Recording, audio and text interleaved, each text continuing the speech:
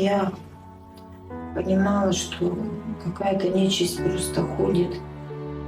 12-year-old schoolboy Daniil Semenov loved sliding down the icy hill on his snow scooter. On December 1st, 2010, Daniil went sledding with his friends and never returned home. His parents became alarmed. A few hours later, his mother and father found their son's bloodied body with a shattered skull near the forest strip of the Irkutsk Akademgorodok. Daniil was still alive when they waited for the ambulance. The boy silently looked at his parents, and 20 minutes later, he died in his father's arms. The investigative team that arrived at the scene concluded that Daniil had crashed into a tree at high speed, which caused his death. But is that what really happened? Or did the police simply not want to stir up panic in a small town, and the truth is far more serious? Let's find out.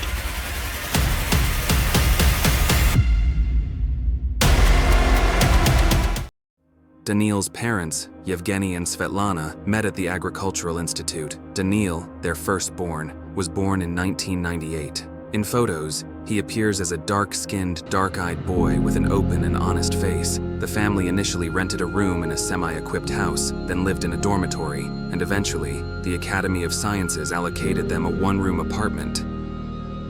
3 years after Daniil, their second son Andrei was born, and in 2010, their daughter Irina. Svetlana said she felt like the happiest woman in the world. 2 sons growing up and always looking out for each other. We wanted a daughter and little Irina was born. I was overjoyed, Svetlana said. The blue snow scooter was a New Year's gift to 4-year-old Daniil from Father Frost.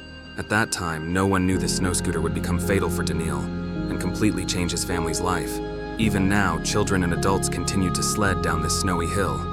They sit on their snow scooters and slide down, squealing with joy. Almost none of them reach the sturdy birch tree or the small fir. In memory of her son, Svetlana used to bring flowers here for a long time, tying ribbons. Daniil, still alive, was found near the birch tree, and his father dragged him from the forest to the road. Daniil's blood remained on the snow.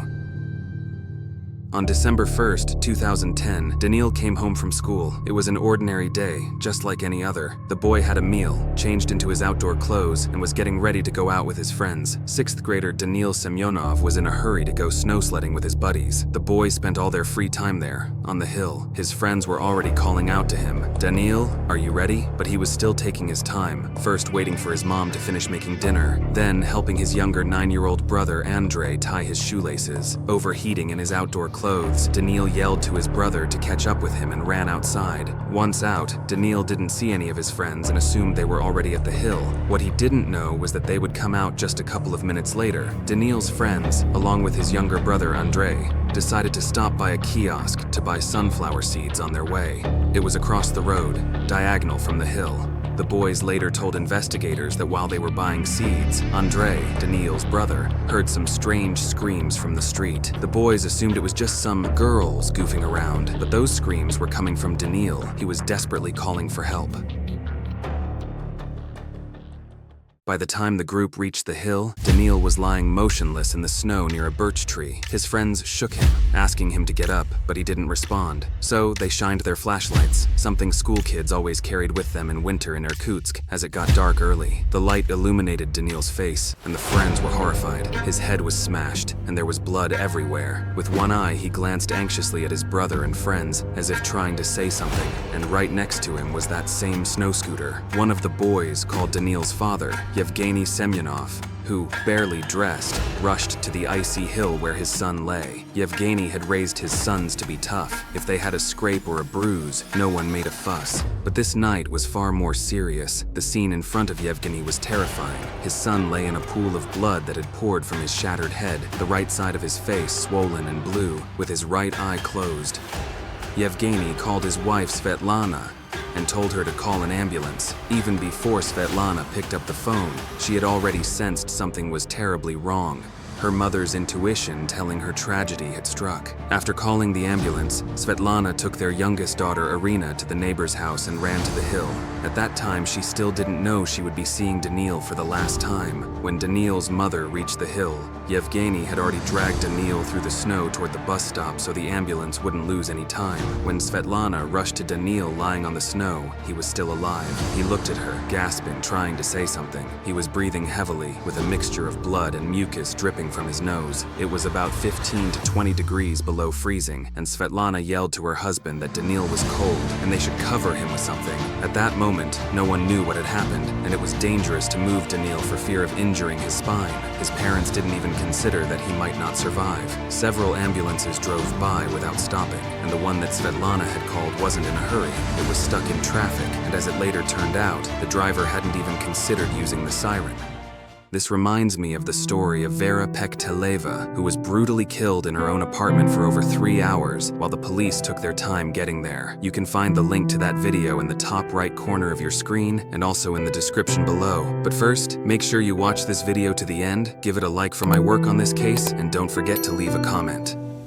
Their son's breathing grew quieter and quieter until he suddenly took a deep breath, exhaled, and then went silent. It was 6:40 p.m. Svetlana started listening to his heart and attempted chest compressions. A woman approached and checked his pulse. There was none. She told the parents that the boy had died. The father picked him up in his arms and cried loudly. The mother, in shock, couldn't cry. Everything felt like it was happening in slow motion. Finally, one of the ambulances passing by stopped. The doctor asked what happened. They explained that he had crashed into a tree while sledding. The doctor said that in any case there had been no chance of saving him. The boy had suffered a severe, open skull fracture. Horrifying. The doctor even doubted that he had simply crashed into a tree. He'd have to have been going 100 kilometers an hour, the doctor said. Experts concluded it was an accident, claiming the boy had hit the birch tree at high speed.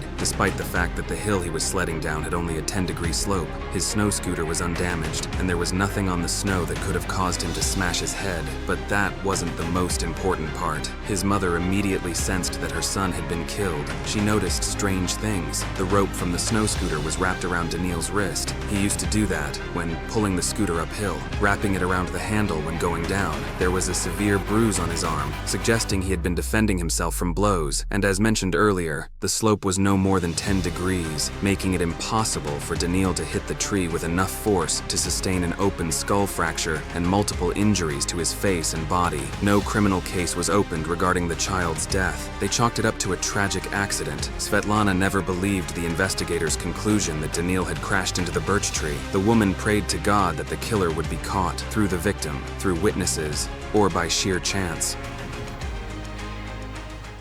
Svetlana cried her heart out every day, confusing day with night, and stopped eating. The whole family was consumed by grief. Everyone in the family was frequently sick. Their immune and mental health weakened significantly. One day, little Arisha cried out in frustration and despair, and it turned out she was sucking on an empty breast, crying from hunger, Svetlana recalled. After that, she started eating again so she could produce milk. Arisha helped her mother come out of that state, but Svetlana couldn't stop thinking about Daniil. She wanted him back, and she became pregnant again. They had another son, but he lived only for a few minutes due to placental abruption and severe blood loss. They buried the baby in the same grave as Daniil. Svetlana was 38 years old at the time. Eventually, she came to terms with the fact that her son Daniil would never return. The Semenov family moved because from the windows of their old apartment, they could see the ill-fated hill, the very spot where their eldest son had died. Living there had become unbearable. They bought 2 plots of land at a summer house community to keep themselves busy with physical labor. They needed something to do, somewhere to move forward, a way to keep living. Svetlana prayed a lot back then, lighting candles for the peace of his soul. She felt that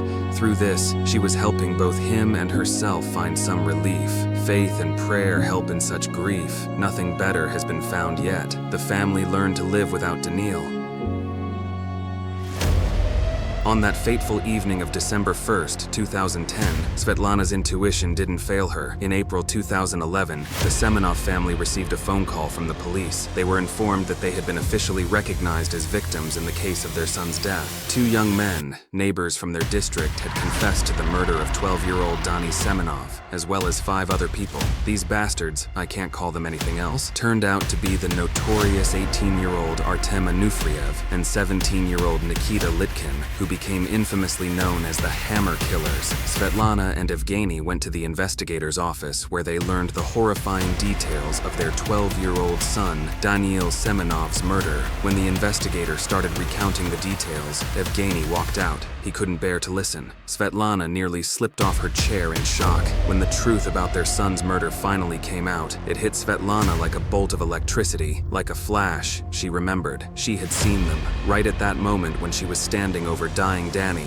wondering who could have done this. The Hammer Killers had been standing at the bus stop across the street, staring at them. Litkin, upon catching Svetlana's gaze, lowered his head and shuddered, as if trying to hide, stepping back slightly. But the other one, Anufriev, stood frozen a bit farther away, legs spread wide. When he saw Danny's mother looking at him, he simply turned his head. On December 1st, 2010, Anufriev and Litkin carried out 2 attacks, and for the first time, they killed someone. First, they attacked a woman, but were scared off and fled, taking her purse, which only had 500 rubles in it. They later used that money to buy mallets. Some time later, they saw 12-year-old Daniil Semenov, who went to the same school as they did. Semenov was on his way to go sledding. The idea to kill a child came from Litkin, and Anufriev readily agreed. According to Anufriev, Semenov caught Litkin's eye as an easy target, someone who wouldn't be able to put up much resistance. They waited for the boy, and Litkin struck him from behind with a mallet, knocking him unconscious. When he fell, Anufriev continued to beat him with a baseball bat. The killing ended when Litkin drove a pocket knife into the boy's temple, all the way to the handle. It was the death of this child that awakened the serial killers in Litkin and Anufriev. The Hammer Killers became convinced that they were untouchable, that no one would catch them, and they continued to attack and kill. Afterward, they murdered 5 more people, and more than 10 others were injured by their hands. I'm not going to go into detail about their other murders or the personalities of these scumbags, but I will say this: these 2 were true psychopaths. They tortured their victims, cut off body parts, gouged out the eyes of people who were still alive, and filmed it all on camera. They even contacted the survivors of their attacks on various internet forums. They would ask them what they felt during the attack, how much pain they experienced, what they were thinking about. This gave them an indescribable thrill. Let me know in the comments if you'd like me to make a detailed video about these monsters. Иркин достал из кармана молоток, и так 2 руками взял. Ударов. Сколько он ударов? У меня, наверное, ударов 5 нанес. Руки как были расположены? Руки внизу. Вдоль тела? Да. Далее Иркин продолжил наносить удары.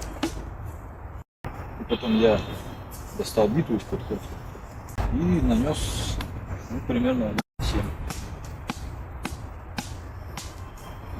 Присел и как-то сюда садил. Ну, с силой? Ну, я не знаю, ведь говорю слабо. В общем, до конца лезет. Без полностью ушел. Потом вытащил, ну и все сложил, и пошло. The trial began in August 2012. The mental state of the victims' relatives often couldn't withstand the testimony and documentary evidence. Artem Anufriev was recognized as the main organizer and was sentenced to life in prison. Litkin, who was less active, received a 24-year prison sentence. Svetlana couldn't hold back her tears. The sentence did not bring her full satisfaction. Later, Litkin's sentence was reduced to 20 years. Svetlana Semenova and other relatives wrote letters to the president's office, asking to review the sentence. "They tore my child from my heart, and Litkin will be free, live, and have his own kids," said Daniil's mother. However, Litkin's fate still punished him. He was regularly tormented by his fellow inmates. According to a former prisoner, Litkin was often beaten, he was degraded, and even among the outcasts, he was shunned. He was forced to do the dirtiest and most humiliating jobs in prison, washing other people's underwear and socks, and providing sexual services. That scum served 10 years and eventually took his own life in his cell, unable to withstand the psychological and physical torment. Anufriev is still serving his life sentence.